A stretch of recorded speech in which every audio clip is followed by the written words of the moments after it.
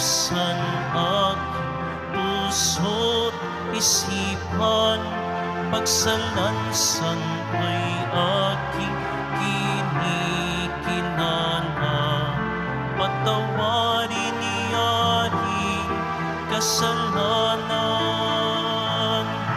Ako'y kaawaan o mahal kong Diyos, sang-ayon sa iyong kagandahang loob.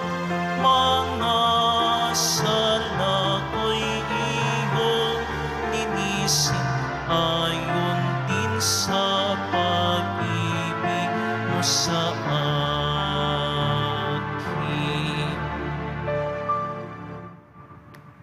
Simulan natin ang ating pagdiriwang sa ngalan ng Ama at ng Anak at ng Espiritu Santo. Amen. Ang pagpapala ng ating Panginoong Hesukristo, ang pag-ibig ng Diyos Ama, at ang pakikipagkaisa ng Espiritu Santo naway sumainyong lahat. At sumayo rin. Mga kapatid, tinipon tayo bilang kaanib ng angka ng Diyos. Kaya dumulog tayo sa mawaing Panginoong nagpapatawad ng lubos. Sinugong tagapagpagaling sa mga nagsisisi, Panginoon, kaawaan mo kami. Panginoon, kaawaan mo kami. Dumating na tagapag-anyayang mga makasalanan ay magsisi.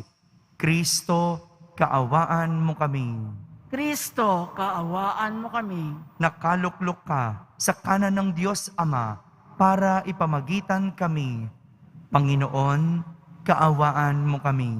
Panginoon, kaawaan mo kami. Kaawaan tayo na makapangyarihang Diyos, patawarin tayo sa ating mga kasalanan at patnubayan tayo sa buhay na walang hanggan. Amen. Manalangin tayo.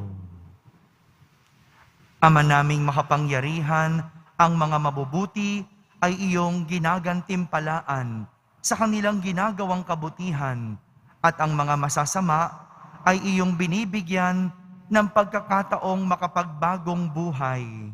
Kaawaan mo kaming sumasamo sa iyo upang ang pag-amin namin sa nagawang kasalanan ay magkamit para sa amin ng iyong kapatawaran. Sa pamamagitan ni Jesucristo, kasama ng Espiritu Santo, magpa sa walang hanggan. Amen. Magsiupo muna po ang lahat. Pagbasa mula sa aklat ni Propeta Isaías.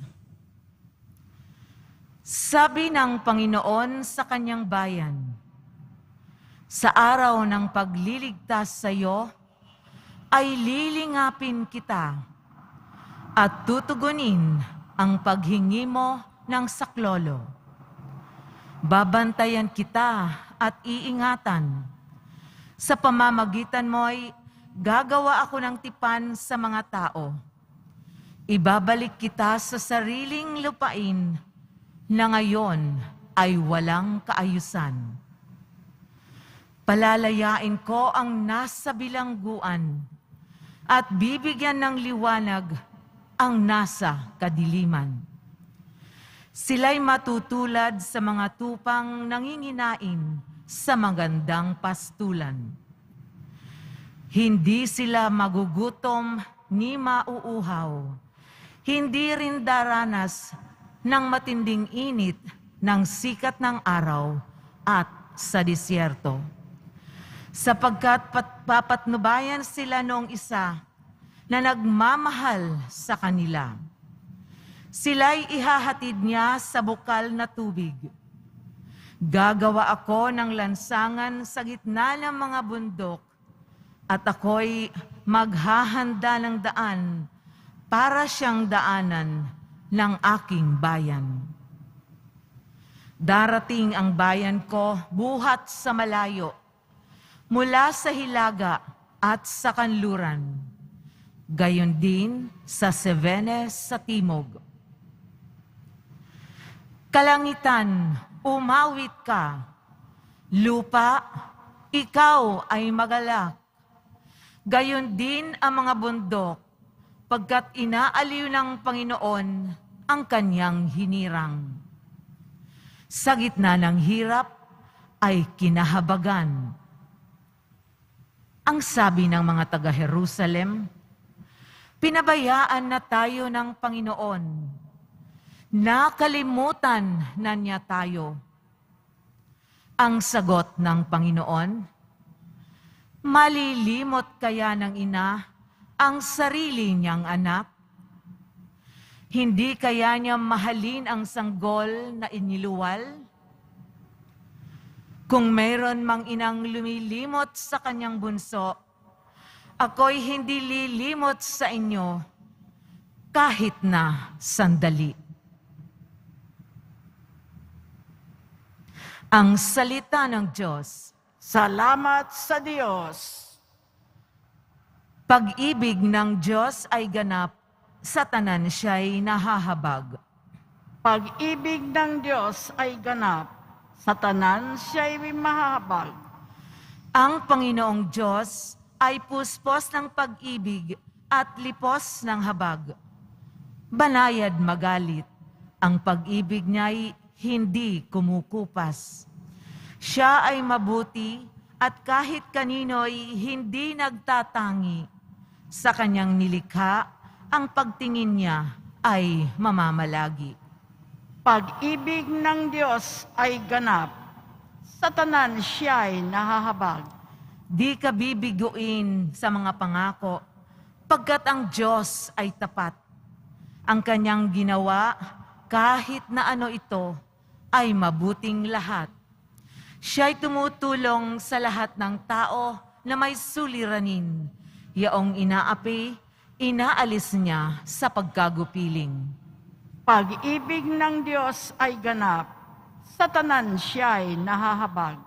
Matuwid ang Diyos sa lahat ng bagay niyang ginagawa. Kahit anong gawin, ay kalakip doon ang habag at awa. Siya'y nakikinig at handang tumulong sa lahat ng tao. Sa sinumang taong pagtawag sa Kanya'y tapat at totoo. Pag-ibig ng Diyos ay ganap, sa tanan siya'y nahahabag. Magsitayo po ang lahat.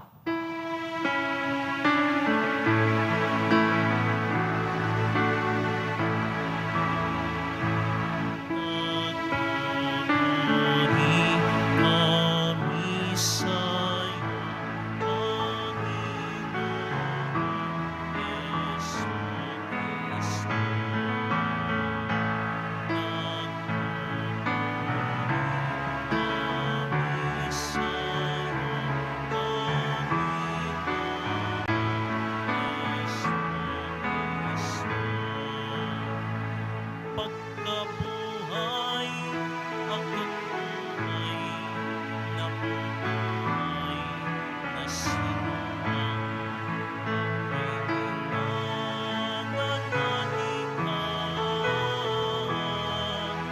ay di mapapanahihan ng kamatayan kailanman.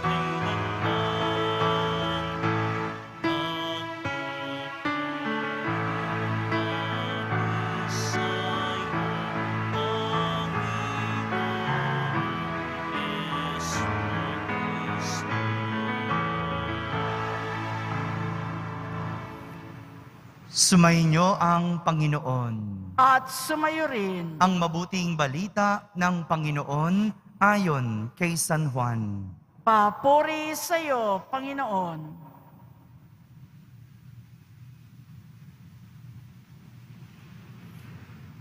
Noong panahong iyon, sinabi ni Jesus sa mga Hudyo, ang aking amay patuloy sa paggawa at gayon din ako. Lalong pinagsikapan ng mga Hudyo na patayin siya sapagkat nilalabag na niya ang batas tungkol sa araw ng pamamahinga. Ay sinasabi pa niyang ang Diyos, ang kaniyang Ama. At sa gayoy, ipinapantay ang sarili sa Diyos. Kaya't sinabi sa kanila ni Jesus, dapat ninyong malaman na walang ginagawa ang anak sa kanyang sarili lamang. Ang ginagawa lamang niya ay ang nakikita niyang ginagawa ng Ama. Ang ginagawa ng Ama ay siya ring ginagawa ng anak sapagkat minamahal ng Ama ang anak at ipinakikita sa anak ang lahat ng ginagawa niya. At higit pa sa mga ito, ang mga gawang ipakikita sa kanya ng Ama at manggilalas kayo. Kung paanong binubuhay ng Ama ang mga patay, gayon din naman bubuhayin ng anak ang sinumang nais niyang buhayin. Hindi humahatol kanino man ang Ama. Ibinigay niya sa anak ang buong kapangyarihang humatol upang parangalan ng lahat ang anak, tulad ng kanilang pagpaparangal sa Ama. Ang hindi nagpaparangal sa anak ay hindi nagpaparangal sa amang nagsugo sa anak. Sinasabi ko sa inyo, ang nakikinig sa aking salita at nananalig sa nagsugo sa akin ay mabubuhay walang hanggan. Hindi na siya hahatulan, kundi inilipat na sa buhay mula sa kamatayan. Tandaan ninyo, darating ang panahon, ngayon na nga, na maririnig ng mga patay ang tinig ng anak ng Diyos at ang makinig sa Kanya ay mabubuhay. Ang Ama ang may kapangyarihang magbigay buhay at ang anak ay binigyan niya ng kapangyarihang magbigay buhay. Binigyan din siya ng kapangyarihang humatol sapagkat siya ang anak ng tao. Huwag ninyo itong pagtakhan sapagkat darating ang oras na maririnig ng mga patay ang kanyang tinig. Sila'y muling mabubuhay at lalabas sa kinalilibingan nila. Lahat ng gumagawa ng mabuti ay pagkakalooban ng buhay na walang hanggan at lahat ng masasama ay parurusahan. Wala akong ginagawa sa sarili ko lamang. Humahatol ako ayon sa sinasabi ng aking Ama. Kaya't matuwid ang hatol ko. Hindi ang sarili kong kalooban ang aking sinusunod, kundi ang kalooban ng nagsugo sa akin. Mga kapatid, ang mabuting balita ng Panginoon. Pinupuri ka namin, Panginoong Heso Kristo. Magsiupo muna po ang lahat. Isang magandang araw po sa inyong lahat. Ang araw, Father. Tema tungkol sa pagpapakilala sa Diyos. Ang ipinakikita ng mga pagbasa natin sa araw na ito. Pagpapakilala sa Diyos. Sa mga hindi pa po nakakakilala sa Diyos, itong mga pagbasa natin ang magpapakita kung ano at sino ba ang Diyos. Sa ating unang pagbasa, ginamit ni Propeta Isaías ang imahe ng isang ina para ilarawan ang Diyos.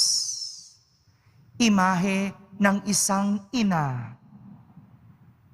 Sabi ng Diyos, ganito daw siya sa atin, parang isang ina na nangangalaga sa kanyang sanggol sa sinapupunan. At ang ganda ng pagkakalarawan ni Propeta Isaías. Dahil sabi niya, para daw isang ina ang Diyos, hindi niya malilimot ang kaniyang anak. Ganyan ang ating Diyos. Ganyan ang Diyos sa atin. Hindi niya tayo lilimutin parang isang ina. Meron pong bang mga nanay dito? Kung ikaw ay isang ina, alam mo ang ibig sabihin ni Propeta Isaías. Naiintindihan mo ang sinasabi niyang hindi lilimutin ang isang anak. At kung meron mang isang ina na lumimot sa kanyang anak, hindi naman lahat ng ina pare-parehas. May mga ina, kinalimutan na ang anak. May mga ina, itinakwil ang kanilang anak. Pero sabi ni Propeta Isaías, kung mayroon mang ganong ina, hindi ganon ang Diyos. Dahil hindi niya malilimutan ang kanyang anak. Ganyan ang ating Diyos. Parang isang ina. Samantala, sa ating ebanghelyo, ipinakikita naman ni Jesus na ang Diyos ay ang kanyang ama. Imahe naman ng pagiging ama ang pagpapakilala ni Jesus sa Panginoon sa ating ebanghelyo. Sabi ni Jesus, ang ginagawa ng anak ay siyang ginagawa ng ama at patuloy sa paggawa ang ama. Lahat ng nakikita, lahat ng sinasabi ng ama ay siyang ginagawa ng anak. Ganito daw po ang Diyos, sabi ni Jesus, para ding amang tumatayo na gabay at mabuting halimbawa sa kanyang anak. Ipinapakita niya sa kanyang anak ang mga dapat at mabuting gawin. Sa una, ang Diyos ay imahe ng isang ina. Pangalawa, ang Diyos ay imahe ng isang ama. Kaya maganda rin, maganda ring tignan bilang ina at ama, yung bang mga ginagawa natin, katulad din ng ginagawa ng Diyos. Maganda ring pagnilayan yon. Bilang ina, hindi mo ba nalilimot ang iyong anak? At bilang ama, ikaw ba'y tumatayong gabay at mabuting halimbawa sa iyong anak? Kung susumahin po natin ang dalawang imahe ng Diyos na ipinapakita sa atin ng ating mga pagbasa, isa lang po ang pinatutunguhan nito. Ang Diyos ay parang magulang natin. Ang Diyos ay parang isang magulang. At kung sila o ang Diyos ang ating magulang, tayo ang mga anak. Kung kaya't isang pamilya tayo. Pamilya na nagmamahalan, hindi nagbabangayan. Pamilya na sumusunod sa isa't isa, hindi sumusuway. Pamilya na nagkakaisa, hindi nagkakanya-kanya. At pamilya na inaangat at hindi naghihilahan pababa. Yung ipinapakita sa atin ng ating mga pagbasa kung sino at ano ang Diyos ay siya ring pagpapakilala at pagpapakita kung sino tayo naman para sa Diyos. Ang Diyos, tatayong magulang. At tayo, mga anak, na dapat sumusunod at nakikinig sa Diyos. Bilang siya ang magulang, tayo ang anak, tayo ay isang pamilya. Isang pamilya na dapat nagmamahalan, pamilya na sumusunod sa isa't isa, nagkakaisa at iniaangat ang bawat isa. Ganito po tayo bilang Katoliko, bilang deboto ng Poong Jesus Nazareno. Diyos ang magulang, tayo ang mga anak. Ang bawat isa ay magkakapatid at tayong lahat ay iisang pamilya. Amen.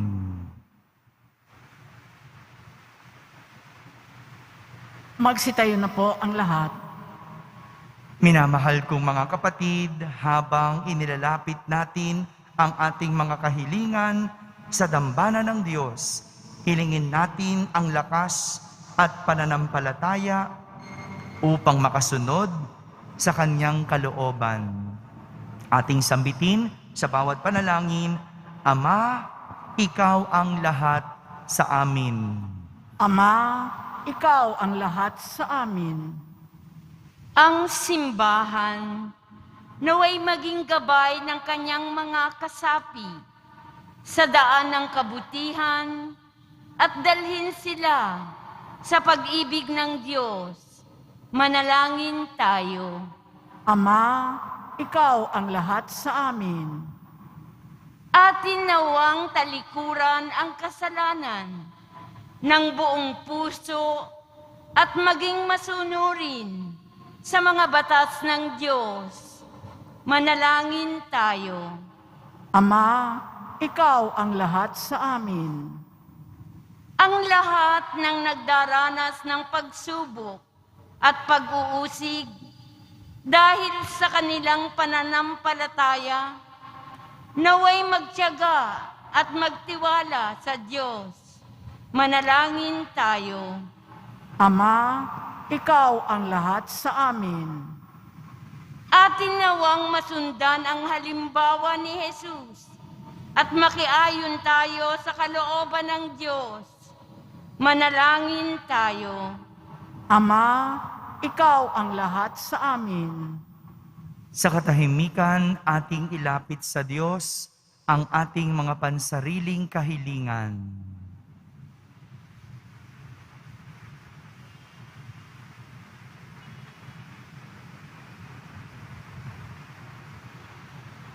Manalangin tayo. Ama, Ikaw ang lahat sa amin. Ama naming nasa langit, tulungan mo kaming iayon ang aming sariling kalooban sa iyong kalooban upang makapamuhay kami na parang sa paraang ninanais mo. Hinihiling namin ito sa pamamagitan ni Kristo na aming Panginoon. Amen. Magsiupo ang lahat.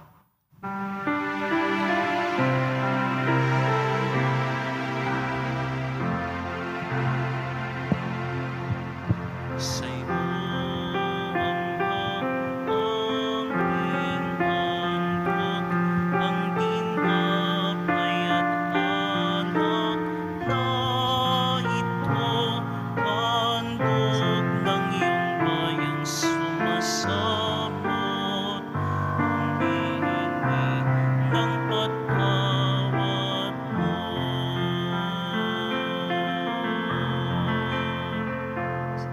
Sa pagsundot sa utos mo,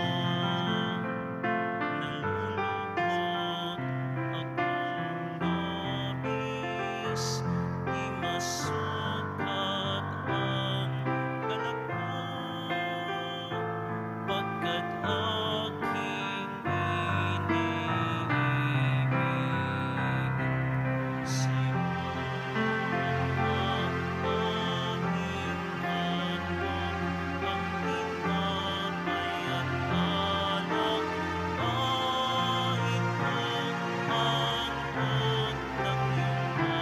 sumasabot, humihingi ng patawad.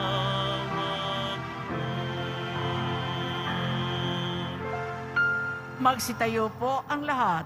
Manalangin kayo mga kapatid upang ang paghahain natin ay kalugdan ng Diyos amang makapangyarihan.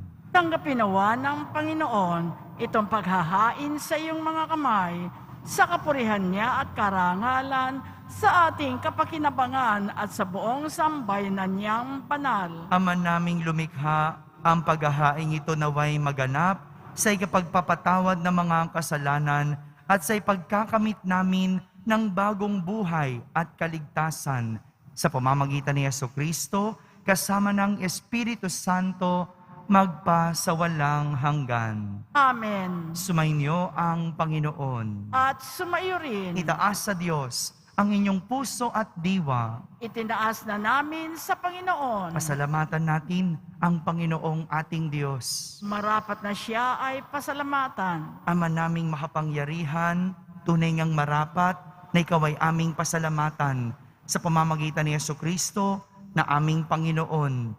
Sa pagbabakasakali mong kami bubuti, isinugo mo si Jesucristo upang pangunahan kami. Bilang pagsunod sa iyong atas na bigay, ipinahayag ng iyong anak ang kanyang kalooban at ang mga apit dukha ay kanyang damayan. Ngayon ay iyong inihahandog ang pagkakataong aming maisaloob ang kanyang ganap at kusang paglilingkod upang sa iyo'y lagi kaming makasunod. Kaya kaysa ng mga anghel na nagsisiawit ng papuri sa iyo nang walang humpay sa kalangitan, kami nagbubunyi sa iyong kadakilaan. Santo, Santo, Santo, Panginoong Diyos ng mga hukbo, napupuno ang langit at lupa ng kadakilaan mo. Husana sa kaitaasan, pinagpala ang naparirito sa ngalan ng Panginoon. Husana sa kaitaasan, magsiluhod po ang lahat.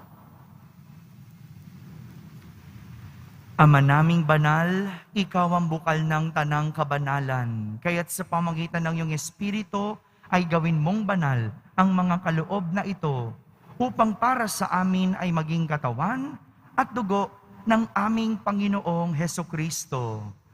Bago niya pinagtiisang kusang loob na maging handog, hinawakan niyang tinapay, pinasalamatan kanya, pinaghati-hati niya iyon, iniyabot sa kanyang mga alagad at sinabi, "Tanggapin ninyong lahat ito at kanin, ito ang aking katawan na inihahandog para sa inyo."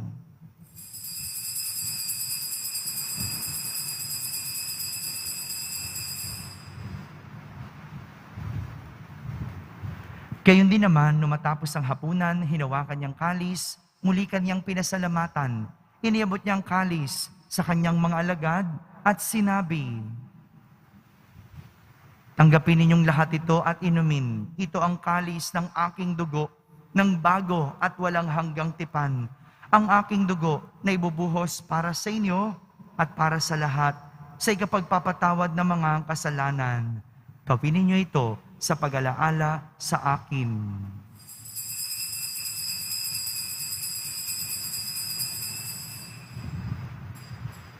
Magsitayo na po ang lahat. Ipagmunyi natin ang misteryo ng pananampalataya. Si Kristo'y namatay, si Kristo'y nabuhay, si Kristo'y babalik sa wakas ng panahon. Ama, ginagawa namin ngayon ang pag-alaala sa pagkamatay at muling pagkabuhay ng iyong anak. Kaya't inaalay namin sa iyo ang tinapay na nagbibigay buhay at ang kalis na nagkakaloob ng kaligtasan. Kami nagpapasalamat dahil kami iyong minarapat na tumayo sa harap mo para maglingkod sa iyo.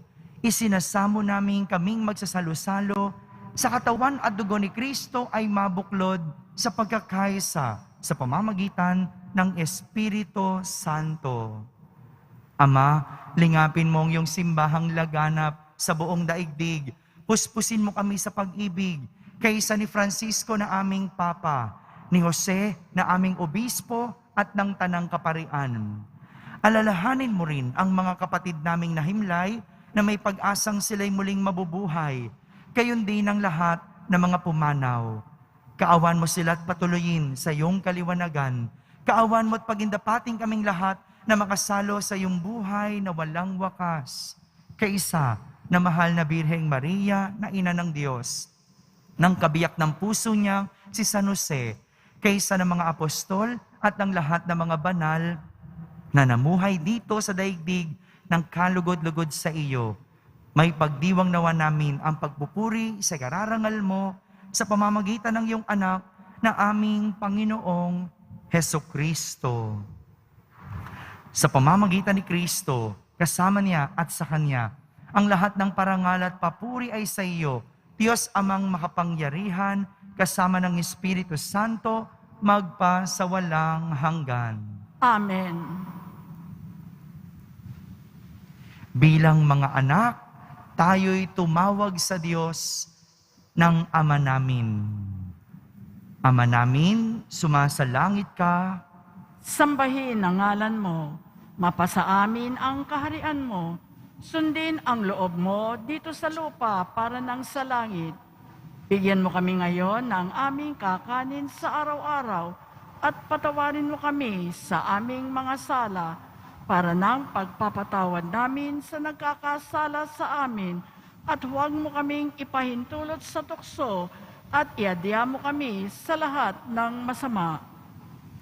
hinihiling namin kami iadya sa lahat ng masama, pagkalooban ng kapayapaan araw-araw, iligtas sa kasalanan, at ilayo sa lahat ng kapahamakan, samantalang aming pinananabikan ang dakilang araw ng pagpapahayag ng tagapagligtas naming si Hesukristo. Sapagkat iyo ang kaharian at ang kapangyarihan at ang kapurihan magpakailanman. Amen. Panginoong Hesukristo, sinabi mo sa iyong mga apostol, kapayapaan ang iniiwan ko sa inyo, ang aking kapayapaan ang ibinibigay ko sa inyo. Tunghayan mo ang aming pananampalataya at huwag ang aming pagkakasala. Pagkalooban mo kami ng kapayapaan at pagkakaisa ayon sa iyong kalooban, kasama ng Espiritu Santo, magpa sa walang hanggan. Amen. Ang kapayapaan ng Panginoon ay laging sumainyo. At sumayo rin. Magbigayan kayo ng kapayapaan sa isa't isa. Kapayapaan po para sa lahat.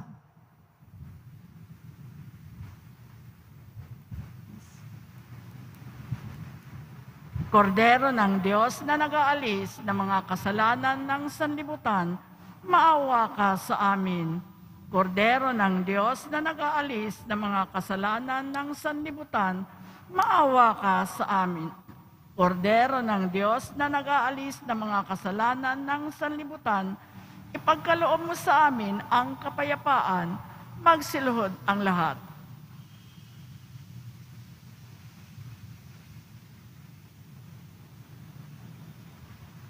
Ito ang kordero ng Diyos. Itong nag-aalis ng mga kasalanan ng sanlibutan. Mapalad ang mga inaaniyahan sa kanyang piging. Panginoon, hindi ako karapat-dapat na magpatuloy sa iyo, ngunit sa isang salita mo lamang ay gagaling na ako. Ang katawan ni Kristo, Amen.